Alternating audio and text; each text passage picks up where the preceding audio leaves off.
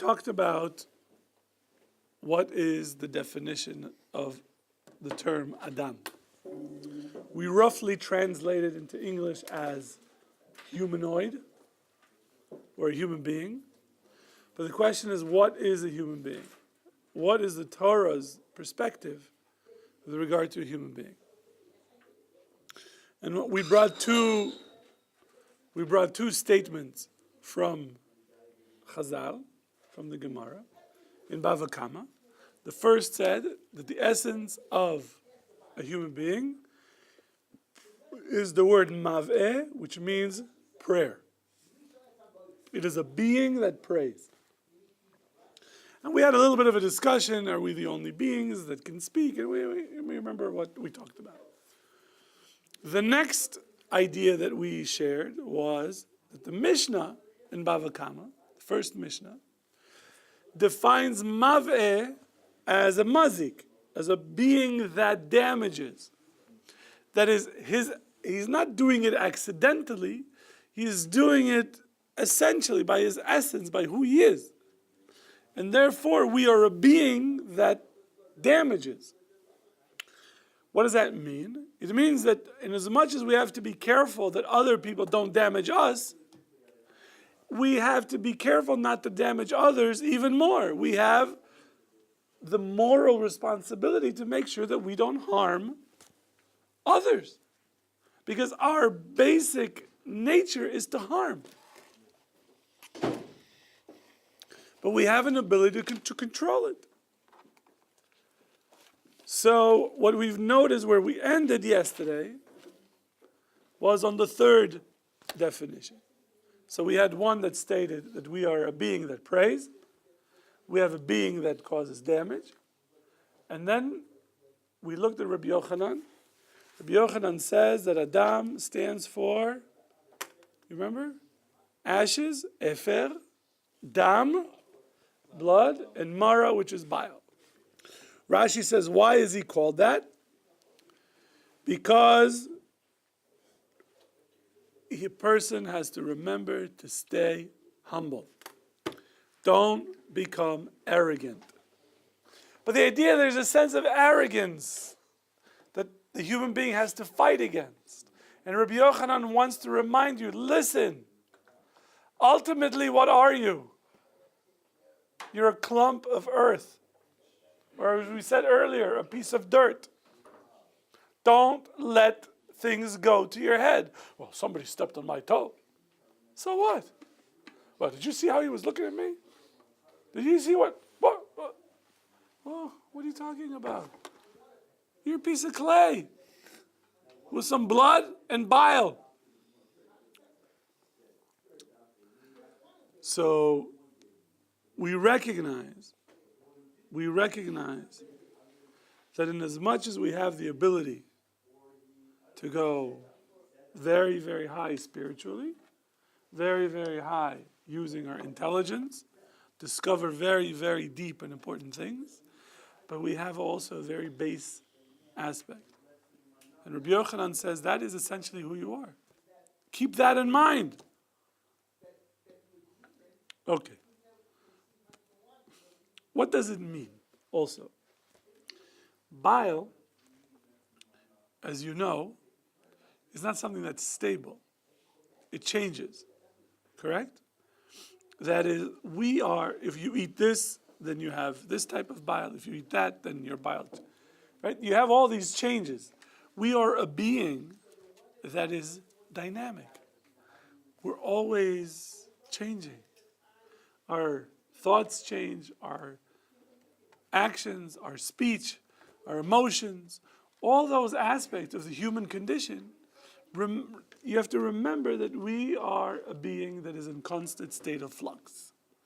And you have to control that. You have to be aware of it in order to control it. Okay. Now, we also talked about Tselem, image, that we are created in the image of God, and Dmut, likeness.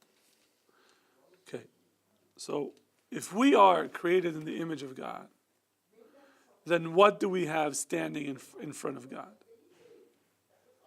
We have a being that prays, a being that causes damage, that is made up of ashes, blood, and bile. Put those three things together. And you're trying to figure out, well, what is this being? So there's another Gemara that we're going to talk about. This Gemara is from Shavuos, Kaf Vav, if you want to look it up. Amud Aleph. It says, Tanu Rabbanan, Ha'adam b'shvua prat le'anus.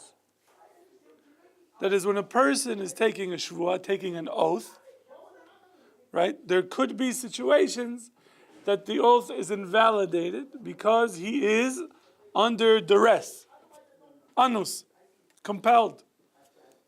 So what does that mean? Rashi says, Adam b'shvua, a man b'shvua, in the act of taking a shvua, taking an oath, sheyihiyeh Adam b'shat shvua. That he has to be an Adam at the time or at the state of taking a shvua. He has to be an Adam. What does that mean? It's what Rashi explains, Adam b'shvua. That is sheyeheh libo alav. That his mind should be on him. Prat le'anus. With the exception of a person who's under duress. Now listen to what this means. So the Gemara says, in what case are we talking about? One says that, well, that a person is taking a shvua that is false. He believes that it's true. He believes that it's true. Let's say I wake you up in the morning, very early, and I tell you, what's today? And you say, today is Wednesday. But today really is Thursday, but you don't know. But you really believe that today is Wednesday. And I said, will you take an oath that today is Wednesday, that today is Thursday? And you're like, yeah, it's absolutely Thursday. I'm sure of it. Is it Thursday? No. But did you take a shvua, an oath? Yes. Is the oath true? No. To the extent that you believe it is true. To the extent, because you think it really is Thursday. But in reality, it's Wednesday. So what do you do in this case? That's the case that we're talking about here. So we say, explains the Alei Shur, that a person who takes a shvua, because he truly believes, he is under the assumption that what he is saying is true, but his heart, his mind, compelled him to believe something that is wrong. His mind compelled him to believe something that is contrary to reality.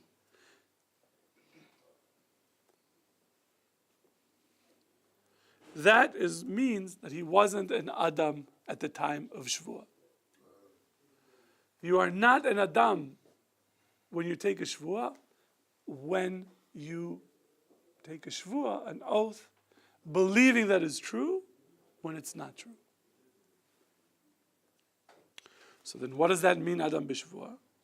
He says that Adam means that it's a being that is in a state of clarity and no confusion. He's not confused about what reality is. He knows what the truth is. That is an Adam. Think of Adam HaRishon. He lived in the world, according to the Rambam, right, in the Moreh Nevuchim, of truth and falsehood. He knew what was true, and he knew what was false. And it was clear to him, very clear to him. So what did we learn? That an Adam is a being that knows what the truth is in reality. Not that he thinks so, he knows so. And it's possible that a person would take an oath believing that a certain situation is the reality, and he thinks that it is, but it's not. And therefore we would say he is not at the level of an Adam. But if he takes a shvuah with clear understanding and logic and everything, that ends up to be the reality, the truth, that is at the level of an Adam. So what do we end up with? We call that dot, knowledge. We have the definition of a human being as a being with knowledge, with being knowing truth and falsehood. The fact that we know what good and bad is, that's very nice. The fact that we have the ability to know what is beautiful and what is ugly, also very nice. But that's not what we're here for. We are beings created by God to know what is true and what is false. Because beauty and ugliness are culturally determined. And morality outside of the Torah, as you could see, is all relative. Without the Torah, there is no absolute sense of morality. It is only if you are based on truth and falsehood that you reach a level of certainty with regard to good and evil. And also, to some level, what is beautiful and what is ugly. Because we say certain behaviors are beautiful, certain behaviors are ugly. Right? Okay.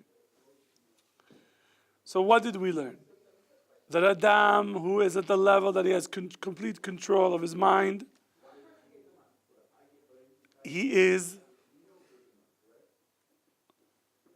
has clarity of who he is, and he understands his role in reality. It is clear to the human being what sort of abilities he has, what sort of things he can accomplish, what sort of things he can destroy. And he can see how high he can go and how low he can go. One of the things that when I taught at the university, the Holocaust course, it was very interesting to teach to mostly student body that was not Jewish. And trying to get them to understand that not everybody, but most people can become the perpetrators. It's not, that is, to get them to realize that the potential that human beings have to do this to other human beings is there. It's not only Germans, it's not only Turks, it's not only, in Rwanda or in Darfur. We have the potential to do this. What we realized is that we are a creature whose ultimate definition is that we can know the truth. And when we know it, we need to keep in mind how volatile we are, of the potential to do good that we have, and the potential to do evil. We have to recognize that. That essentially is what we're talking about of what an Adam is. You didn't know about yourself, that you're this very, very powerful being with tremendous, tremendous abilities to build worlds, to destroy worlds. And we sometimes think we're so weak. But no, we're very, very powerful. Kadosh Baruch Hu, God made us very, very powerful beings. The question is, what do we do with this? When you're living with an assumption that you know what reality is, and you're thinking you're building, you're actually destroying. Because your world is crooked. Because you think the reality is X, but it's not. Try to build with Lego something in the dark. Right? And then somebody switches the lights. You're like, oh, no wonder it didn't fit. All right? Because you didn't see it. This is how a lot of people live their life. They're trying to build something, a life in the dark. But they think they could see. But once you realize that you were wrong and no, it's like this. You're like, how come I didn't see this? Well, because your mind can play tricks on you. You weren't an Adam at the time.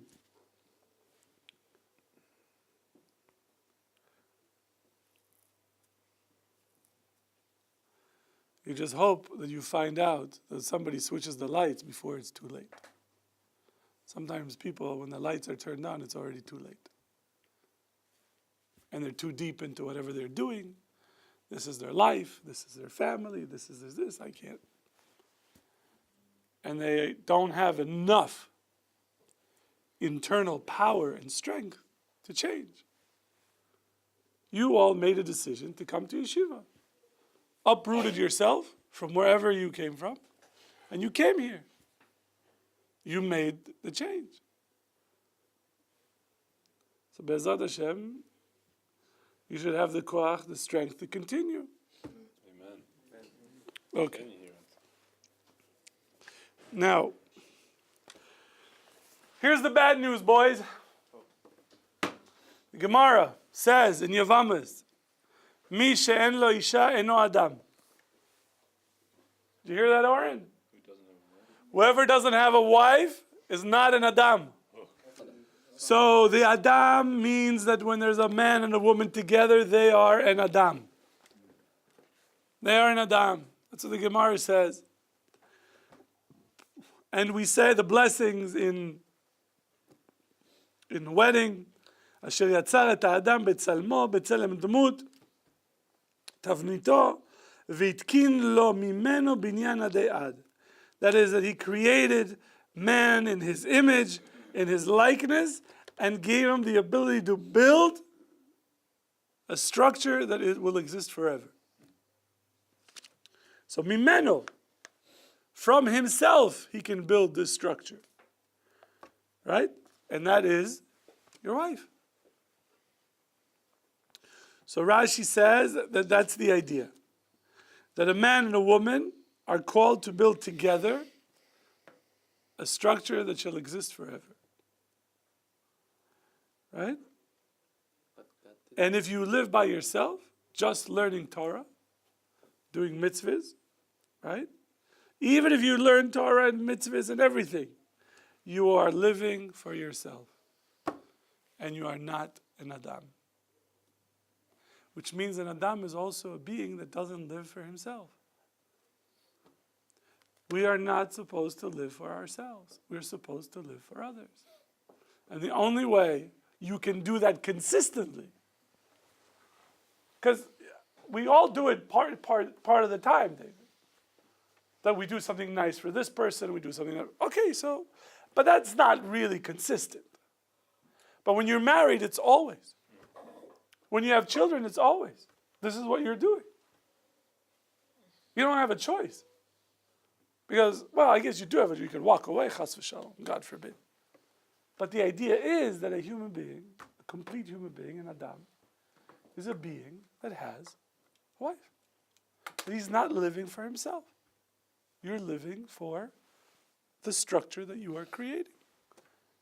This structure that shall, Be'ezrat Hashem, God willing, live forever. Each human being was not created for his own sake. And this idea is a bit, what I'm going to say next is a bit complicated.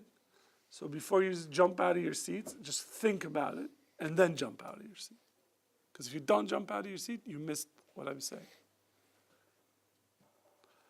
What the Alei Shur says is that every human being is a bead, and a long chain of beads that goes from Adam HaRishon all the way to the Mashiach. We are a series of beads on a necklace from Adam HaRishon, which is the first bead, till HaMashiach. But those beads are coming for the last 5,778 years. Another bead and another beads and beads and beads and beads and beads and beads. Long, long chain. So that when the Kadosh Baruch Hu called Adam, that's what he's talking about. All the beads. That's Adam. And you are on this chain. You're part of the divine plan for Adam. Now,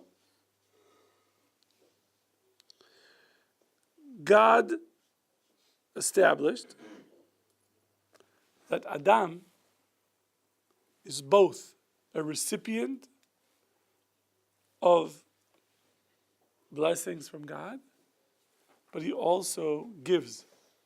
So not only do we receive, but we also give. We receive from others, from God, from our environment, from our friends, from our rabbis, but we are supposed to also give. So we are a being that both receives,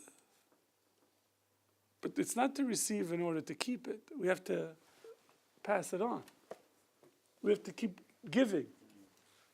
It's not, whatever blessings God gives us, you have to share it. You have to give it to others. Right? And that happens when you get married. You give and you receive. And you receive and you give. Okay? There's a Rav Dessler in Michtav Meliyahu describing this process in detail. It's worth studying before you get married to really understand is that we are supposed to, the worst case scenario that we should reach is equal in the amount of that we're giving, that we're getting. That's the worst case. What we should shoot for is to give more than we're getting. But we have to understand that sometimes by taking, we are giving. Sometimes by taking, you are giving.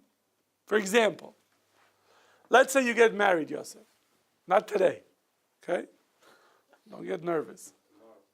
Tomorrow. You get married. And your wife calls you and she says, I made a wonderful lunch for you. Okay? And you leave work to go home to eat lunch. But before you get there, your mother calls. She says, could you please come by? I need you to help me. And you stop by and your mother puts a goulash, Hungarian goulash in front of you. And says, I made this just for you. Eat. So you sit down and you eat the soup, right? It's with bread and with meat. And then you come home and your wife made you goulash, soup, with bread and everything. And you already ate. You don't want to eat anymore. But what are you going to do? You're going to take the soup, because by taking, you're giving. You're making your wife happy. Sometimes by taking, you're giving. Sometimes by giving, you're taking. Okay. So the whole point is to understand that we are alive against our will. Kadosh Baruch Hu wants us to be alive. We're here. That's it. You're not in control, no matter what.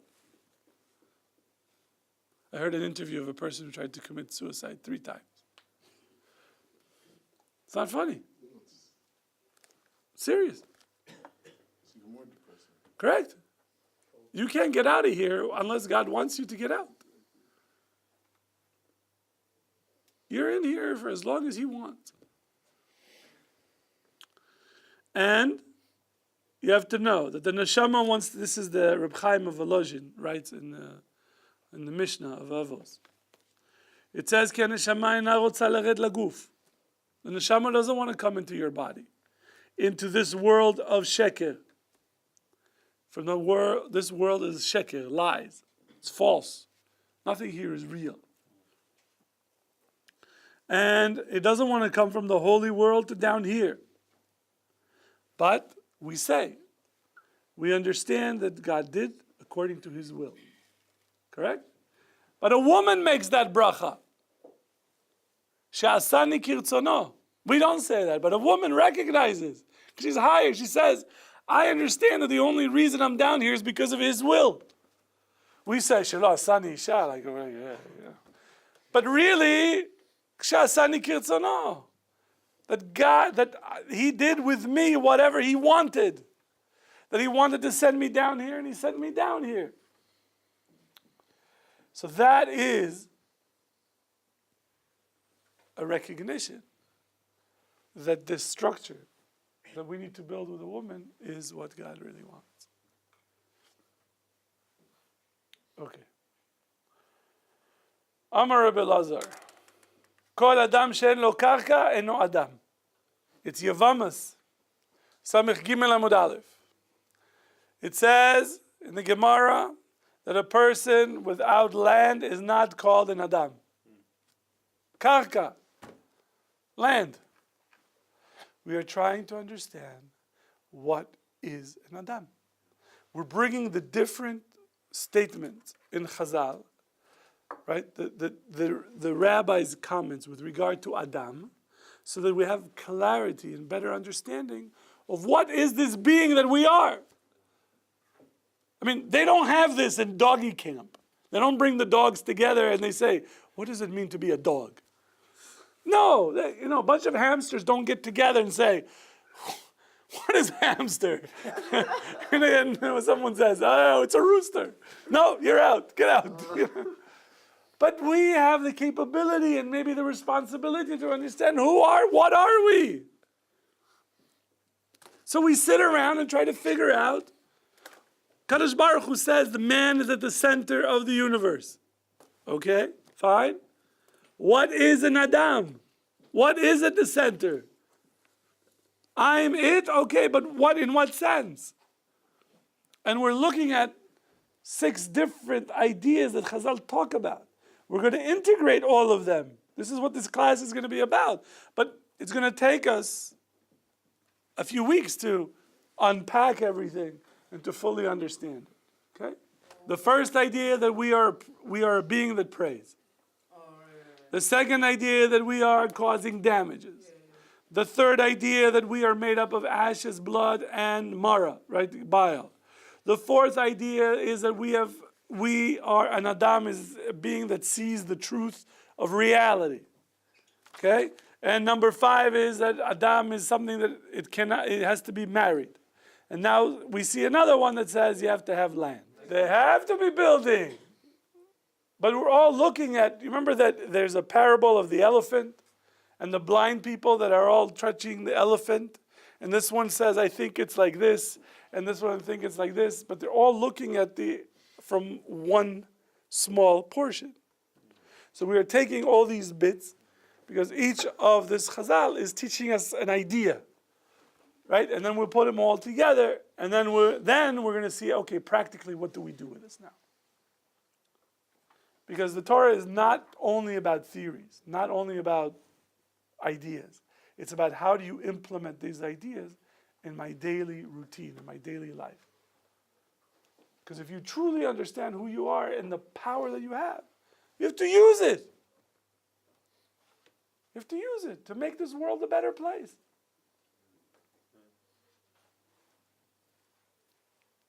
Or at least don't cause any more damage. Some people can't improve the world. Okay, I get it. But at least don't make it worse. Just